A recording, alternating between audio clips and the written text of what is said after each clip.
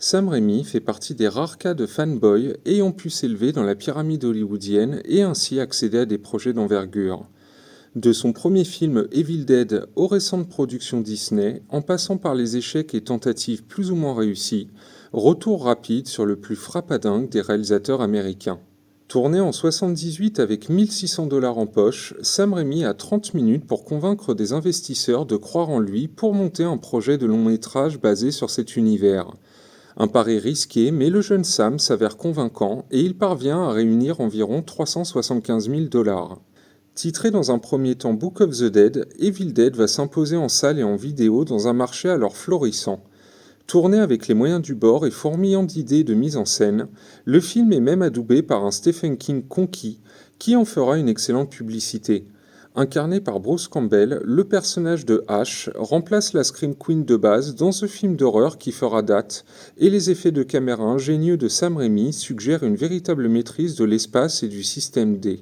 Tourné juste après Evil Dead, Mort sur le Grill peut être perçu comme la tentative d'un cinéaste de se diversifier avant de risquer la catégorisation absolue, d'être prisonnier de sa première œuvre. En résulte un film cartoon, véritable esquisse de l'ensemble de sa carrière à venir. Entièrement tourné en studio pour un budget de 3 millions, scénarisé avec les frères Cohen, très découpé, écrit et storyboardé, Mort sur le Grill est une comédie pure dans l'esprit de Tex Avery et des comic books chers à Raimi. Difficile pour lui de filmer simplement sans rajouter un bruitage, un éclairage étrange, une grimace, un zoom incongru.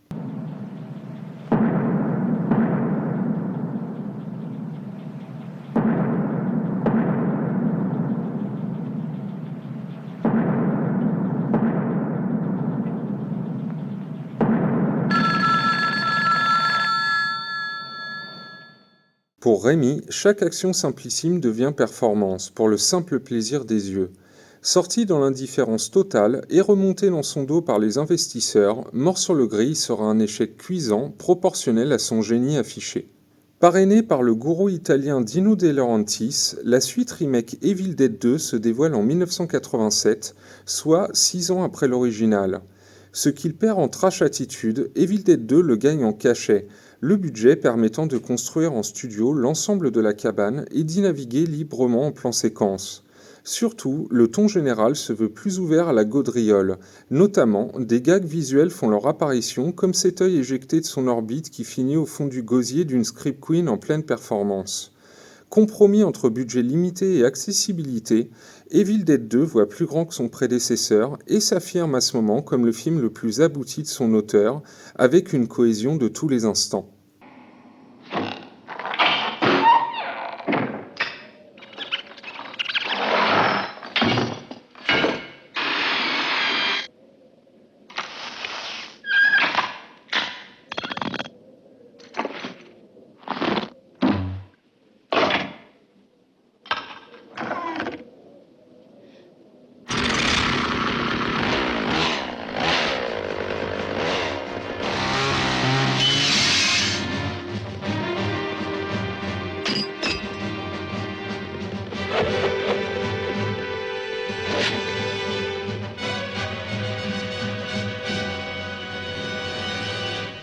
J'y vais. Après ce coup d'éclat, Raimi, grand fan de comic book, cherche naïvement à obtenir les droits de The Shadow et Batman, mais apprend qu'ils sont déjà en développement. Il se met en tête de créer sa propre mythologie et rédige un traitement de 40 pages qu'il intitule Darkman. Il fait le tour des studios et intéresse rapidement Universal qui lui confie une enveloppe de 16 millions pour construire de véritables décors et pour envisager des scènes d'action ambitieuses tournées en plein cœur de Los Angeles. Darkman est à ce moment son film le plus ambitieux, mais également celui qui lui demande le plus de compromis. 12 versions du scénario seront nécessaires avant validation. Le rôle principal est refusé à son acteur fétiche Bruce Campbell et échoue à Liam Neeson, encore peu connu du grand public mais soutenu à raison par le studio. La première projection test, jugée peu concluante, amène à un remontage excluant des instants de comédie mal perçus par le public, et le studio engage en vitesse Danny Elfman pour recomposer la musique. Au final, Darkman sortira dans les salles dans cette version remodelée et connaît le succès avec une 50aine de millions récoltés dans le monde.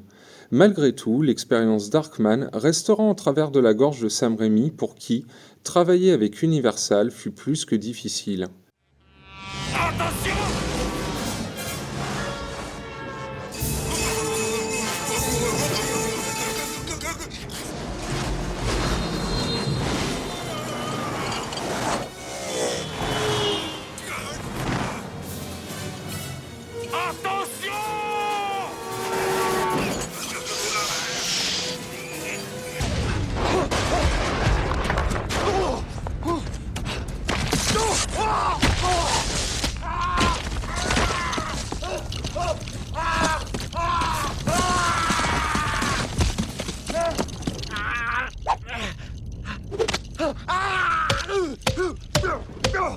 Where'd you go?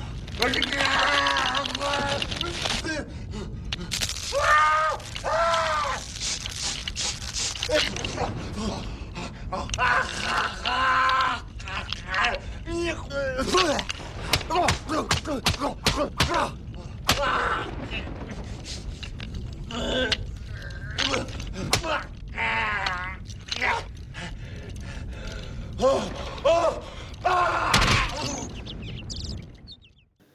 Et pourtant, c'est vers eux, et de nouveau Dino De Laurentiis, que Rémi se tournera pour les besoins des nouvelles aventures de H. Un troisième épisode plus ambitieux qui abandonne son décor unique pour livrer un vrai film d'aventure moyenâgeux, blindé d'idées fortes et de défis techniques à surmonter. Après avoir retitré le film L'Armée des Ténèbres, de peur de s'aliéner un public profane, les investisseurs imposent à Rémi d'atténuer considérablement ses penchants pour l'horreur baroque. Ce dernier en profite pour intensifier l'humour cartoonesque déjà introduit dans le deuxième épisode et appréhende son film comme un hommage à Bugs Bunny et aux Trois Stooges. Why are the Three Stooges such an influence on you? What do you like about them? I like their physical comedy and their sound effects. You know, the hyper real shticks that they do, and they just make me laugh. They just make me laugh, and I've seen them make big audiences laugh in the theaters. Doté d'une photographie inégale et d'effets spéciaux allant du jouissif à l'embarrassant, Evil Dead 3 sent l'essoufflement. Un point de rupture dans la carrière de son auteur, le contraignant à une profonde remise en question artistique, alors que son film voit son climax allégé d'une dizaine de minutes et sa fin totalement modifiée. Écrit par Simon Moore, le scénario de Mort ou Vif, un western, fait rapidement le tour d'Hollywood. Sortant d'une série de triomphes publics et critiques, Sharon Stone, star féminine numéro 1 du début des années 90, s'empare du projet et part en quête d'un réalisateur. À la surprise générale, c'est Sam Raimi qu'elle va dénicher, s'avouant impressionnée par la puissance graphique de ses premiers films. Marqué au fer rouge par le cauchemar logistique et créatif de l'Armée des Ténèbres, Raimi voit là l'occasion de se racheter auprès de ses fans, mais aussi de s'assurer un avenir au sein des majors. Une fois l'équipe en place, le réalisateur s'empare du contrôle artistique et contamine tout le monde avec ses idées. Outre un retour à l'envie de filmer et à la jubilation quasi infantile de ses débuts, la capacité du cinéaste à condenser un maximum d'informations en un minimum de temps, grâce à une mise en scène au rasoir fluide et intelligente, nous ramène directement aux grandes heures de son Evil Dead 2. Accumulant les idées scéniques les plus folles, Raimi n'oublie pas d'exploiter son casting, plus expérimenté et plus prestigieux que de coutume. Pour la première fois dans sa carrière, il appréhende ses scènes dialoguées avec la même implication que ses morceaux de bravoure attendus. Avec le recul, ce qui frappe le plus dans Mort ou Vif reste la sincérité avec laquelle Sam Raimi aborde le western. Traitant son intrigue au premier degré et se refusant à un quelconque commentaire sur le genre, il s'accroche à ses personnages, à leur zone d'ombre, et pose un regard extrêmement concerné sur leur trajectoire dramatique, en s'inspirant régulièrement de figures propres au comic book. Raimi le sait, seul un tel parti pris lui permettra de chorégraphier ses nombreuses séquences de duels avec l'expressionnisme et l'émotion nécessaires. There are about 9 different gunfights in the picture, where two characters walk across the dust, turn, face each other, and wait for the strike of the clock to draw. And I didn't want to get too repetitive with the presentation, so I tried to come up with a different visual style for each of the gunfights. Échec cuisant en salle, Mort ou Vif et ses 32 millions de dollars de budget ne rapportent que 18 millions sur le sol américain et se rattrape difficilement dans le reste du monde. Un sale coup pour Raimi qui avouera que sa méconnaissance totale du genre western n'a peut-être pas joué en sa faveur et qui préférera se désintéresser à long terme de l'objet. De cet échec découlera une profonde remise en question stylistique. Mort ou Vif marquait en quelque sorte les limites du style Rémy qui prend alors conscience qu'il doit respecter la nature des sujets qu'il illustre. On a beaucoup comparé Un plan simple à Fargo, le film de Rémy ayant même été considéré comme une pâle copie de celui des frères Cohen. Pourtant, si certaines similitudes sont indéniables, Un plan simple est un long métrage bien plus humain que Fargo, qui ne prend pas ses protagonistes de haut. Cette fois, Rémy abandonne ses cadrages et ses mouvements d'appareil atypiques pour une mise en scène bien plus posée, plus illustrative que démonstrative, bien que Rémy reste toujours maître dans l'art de poser une atmosphère. Un plan simple est un film à thème pourvu d'une mise en scène donc discrètement efficace, soit l'antithèse parfaite de ses précédentes œuvres, du moins selon certains fans de la première heure qui pensent Rémy perdu pour la cause. Un plan simple n'était pas un reniement de sa carrière passée, mais bien la preuve de sa capacité à faire un tout autre type de film, d'étendre sa palette à des nuances plus intimes sans jamais oublier l'efficacité qui est la sienne. Un plan simple a permis à Rémy de prouver qu'il avait compris qu'une bonne histoire ne nécessite pas forcément des esbroufes techniques pour fonctionner. Le moment est donc bien choisi pour qu'il s'attaque à une production prestigieuse, voire oscarisable. Bref, pour intégrer le système hollywoodien. Retirez-vous du marbre! Les Tigers sont cuits, toi aussi, vous êtes tous finis, allez-vous-en! Ça arrive tout le temps quand on joue une partie à New York. Hé, Chabot! Yo, Chabot! T'es con! T'es qu'un crétin! Tu lances comme un pied!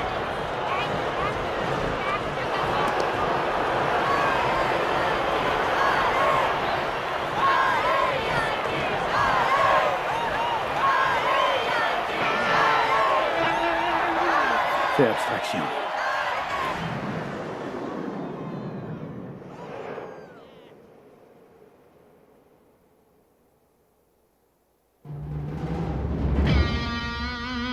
Salut, Mike.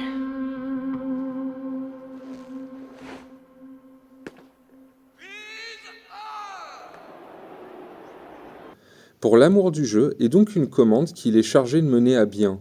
Le cinéaste n'a pas son mot à dire sur le casting, pas plus que sur l'équipe technique.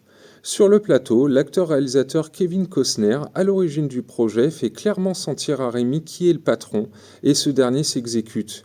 Mais c'est au moment du montage que l'affaire se gâte. Celui voulu par Costner ne convient ni à Rémy ni au studio Universal. Les dirigeants soutiennent Rémy, mais les problèmes rencontrés sur ce film lui seront fatals.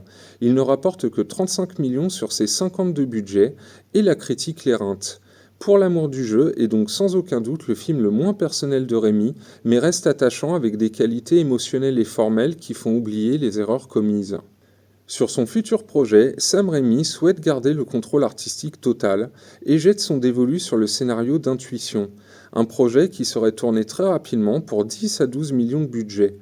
Motivé par la qualité du script et par la réputation de grand narrateur acquise par Raimi sur Un plan simple, les acteurs de renom se bousculent pour apparaître dans Intuition, quitte à remettre en cause leur cachet habituel. Ce qui suffit pour donner au film une réputation de film d'acteur, d'autant qu'une fois de plus, Sam Raimi s'impose une certaine retenue visuelle. On le sait, la mauvaise réception critique et publique de Mort ou Vif l'a poussé à se remettre en question. Pour certains, dès son long métrage suivant Un plan simple, il s'était même renié.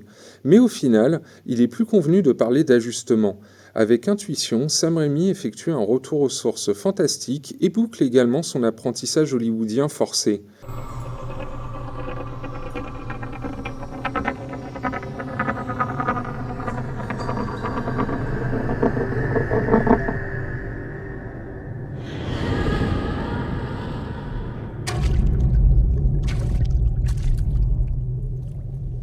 Qu'est-ce qu'il y a? Un présage? En quelques films, il a démontré aux incrédules qu'il maîtrisait la narration, qu'il était capable d'assurer une commande de studio sur n'importe quel sujet, même éloigné de ses préoccupations habituelles, et qu'il sait désormais suffisamment diriger les comédiens pour avoir le droit d'entrer dans la cour des grands. Depuis 1986, Marvel cherche à produire une adaptation sérieuse de son Spider-Man qui attirera de nombreux réalisateurs prêts à relever le défi. Outre Tim Burton, Chris Columbus, Roland Emmerich, David Fincher, Yann de Bont ou encore Ang Lee, le plus proche de décrocher le contrat reste un James Cameron qui abandonnera le projet toute fin 1999. L'annonce faite par Sony en janvier 2000 s'annoncera fracassante. L'adaptation sera effectuée par Sam Raimi, le réalisateur des Evil Dead et Darkman. Aux commandes de l'un des blockbusters les plus attendus par les lecteurs de BD du monde entier, Raimi jubile. C'est un rêve d'enfance qui devient réalité. Fort du faux classicisme qu'il a fait sien depuis Un plan simple, il se permet régulièrement quelques fulgurances bien senties. Avec une maîtrise rare, il recycle et enrichit les travaux mis en place dans ses précédents films, Darkman en tête, pour aborder une fois de plus son sujet par une symbolique visuelle adéquate. Véritable synthèse des thématiques les plus riches du comic book, ce Spider-Man se paye ainsi le luxe d'être une adaptation à la fois fidèle à l'esprit du matériau d'origine, en même temps qu'un film d'auteur au sens le plus noble du terme. Évidemment, l'attrait du personnage est tel que le long métrage provoque un véritable raz-de-marée à sa sortie en salle, cumulant 114 millions de dollars lors du week-end de sa sortie. Une part de ce succès est cependant imputable à l'approche de Sam Raimi, qui prône une œuvre à l'opposé des adaptations de comic book sombres et décalées, à savoir volontairement naïve, simple et non simpliste, et surtout concentrée sur des personnages ordinaires dont la bonté est souvent mise en avant à travers leurs actions héroïques. Ce refus du cynisme plutôt salvateur permet au film de recevoir des critiques très favorables et de dépasser la barre des 400 millions de dollars au box-office. Sam Raimi n'attend cependant pas la sortie pour empiler. Fort de son expérience, il annonce en avril 2002 qu'il vient de signer pour réaliser Spider-Man 2, dont la sortie est prévue pour le mois de juillet 2004. Il faut donc rapidement se remettre au travail. C'est bien simple, Spider-Man 2 est à Spider-Man ce que Evil Dead 2 est à Evil Dead.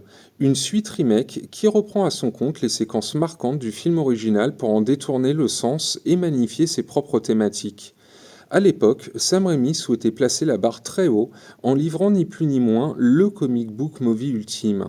Véritable réflexion sur la place du héros dans le monde actuel, Spider-Man 2 pousse l'exploration psychologique de son personnage principal au maximum, le confronte à un ennemi tragique présenté de la même manière que son Darkman, développe les relations de son trio et offre aux fans deux séquences cultes.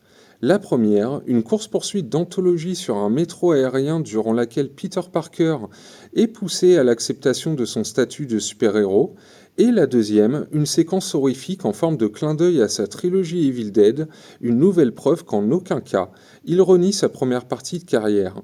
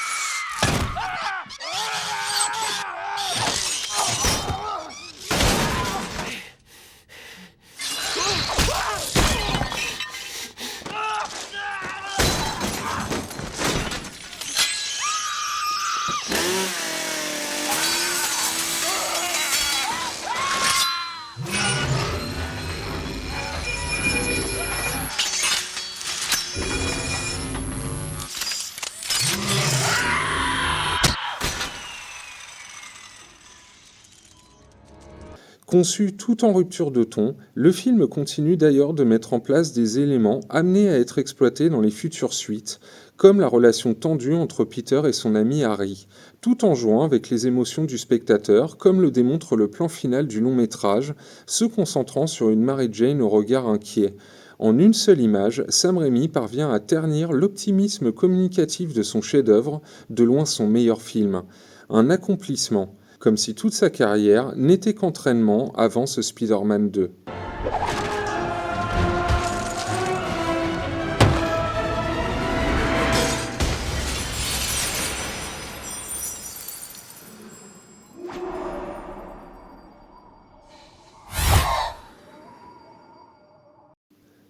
S'il a pu faire les films qu'il souhaitait avec Spider-Man et sa suite, Les divergences d'opinion au sein de la production entacheront sérieusement Spider-Man 3. Sam Raimi est conscient de l'accueil critique du film, qui connaît un succès retentissant, mais proportionnel à la déception engendrée auprès du public. S'il est certain que le long-métrage souffre de quelques problèmes structurels et de raccourcis narratifs engendrés par plus de 10 minutes de coupe imposée, il regorge également de scènes parmi les plus dingues et les plus osées de la trilogie. Parmi les passages les plus mémorables, on rappellera donc la fabuleuse naissance du Sandman, qui démontre qu'une succession d'images de synthèse peut provoquer la plus pure des émotions, ainsi qu'un climax stupéfiant. En une vingtaine de minutes hallucinantes, Sam Raimi cumule les morceaux de bravoure en mêlant gigantisme, travail d'équipe, sensations vertigineuses, iconisation à outrance, émotions à fleur de peau et même une pincée d'horreur. Sam Raimi signera pour un 4e épisode qui devait se concentrer sur le mariage de Peter Parker et Mary Jane et où la marinier devait affronter le personnage du vautour incarné par un Ben Kingsley très intéressé. Le projet tombera à l'eau après des réunions houleuses au sujet de la direction voulue par Raimi et Sony rebootera la franchise avec The Amazing Spider-Man. Retour à l'horreur et gros cadeau pour les fans avec Jusqu'en Enfer où le slapstick est roi. Dans l'esprit d'un H, son héroïne va subir tous les outrages suite à la malédiction portée contre elle par une bohémienne. Caméra virevoltante, gros travail sur le son, idée tirée des meilleurs épisodes des Looney Tunes, Sam Raimi se fait plaisir et du coup nous fait plaisir aussi. Maître de son art, Raimi est à un point de sa carrière où il peut choisir le projet qu'il passionne le plus, parmi une ribambelle de propositions émanant des grands studios, et ce Jusqu'en Enfer représente une pause bienvenue entre deux projets de plus grande envergure. Loin d'être un film mineur, Jusqu'en Enfer est une respiration pour Raimi après les années plutôt intenses consacrées à la trilogie Spider-Man, et un beau clin d'œil à ses années horrifiques. Choisi parmi une liste très restreinte de 3 réalisateurs, Sam Raimi accepte de travailler pour l'empire Disney pour le projet Le Monde Fantastique d'Oz, préquel du Magicien d'Oz de 1939. La décision de Sam Raimi paraît dans un premier temps surprenante, et l'on se demande bien s'il saura injecter de son propre cinéma dans ce projet budgété à plus de 200 millions de dollars. La réponse ne se fera pas attendre, Le Monde Fantastique d'Oz est bel et bien un film de Sam Raimi, avec ses travelling dingos et ses séquences quasi horrifiques, mais également un film Disney avec ses effets spéciaux de qualité et ses personnages attachants qu'ils soient en synthèse ou non. Dans les clous vis-à-vis de la maison aux grandes oreilles, le film cumulera plus de 500 millions de recettes après son exploitation mondiale et confirme le statut de Sam Raimi en tant qu'artisan solide, capable de s'adapter à tout type de projet.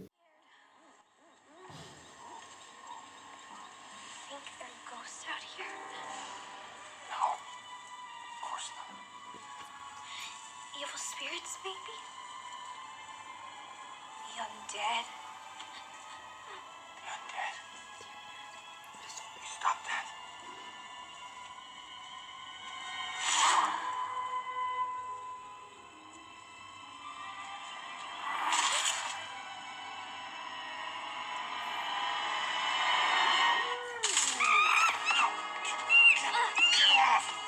Something's got my tail! Something's got my tail!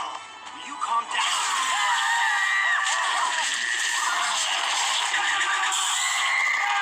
What is it? I want to go home. I want to go home.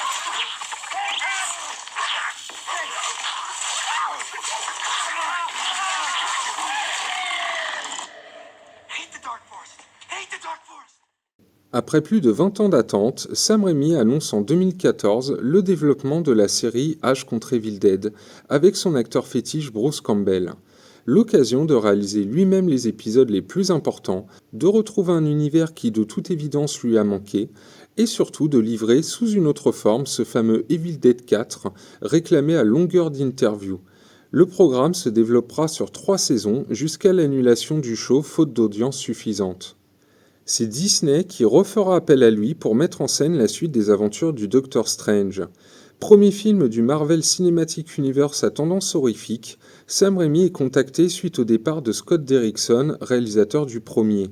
Avec son statut de 28e film d'une saga très uniformisée, on pouvait clairement craindre le pire, qu'un artiste qui mine de rien se fait de plus en plus rare sur nos écrans, se retrouve à devoir accepter concession sur concession pour que son film ne sorte pas des clous imposés, voire qu'il livre un produit sans saveur et vite oubliable qui ne fera qu'entacher une filmographie qui jusque-là avait du sens.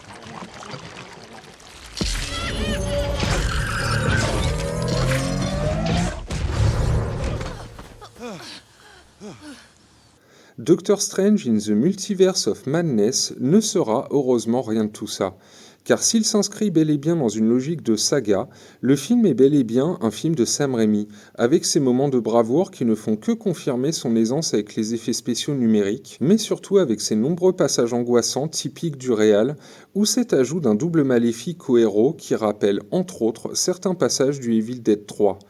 L'association Disney-Raimi s'avère payante. Après le succès du Monde Fantastique d'Oz, Sam Raimi fait un beau doublé avec près d'1 milliard de recettes pour ce Doctor Strange 2, plutôt savoureux et ambitieux. Parti de rien, arrivé à tout, suivre la carrière de Sam Raimi fut un plaisir proportionnel au talent affiché. De son premier film au statut culte assez récent blockbuster, en passant par des films teintés par la bande dessinée et les dessins animés loufoques, les bides injustifiés ou encore ceux jugés impersonnels au moment de leur sortie, chaque film est une marche vers l'escalier du succès. Son prochain film, Send Help, sortira en janvier 2026 et annonce le retour de Sam Raimi au genre horrifique, 16 ans après Jusqu'en Enfer. Et on sera présents, nous les fans de Sam Raimi, comme à chaque fois, pour soutenir ce réalisateur ambitieux qui n'aura jamais pris son public de haut. Carve ourselves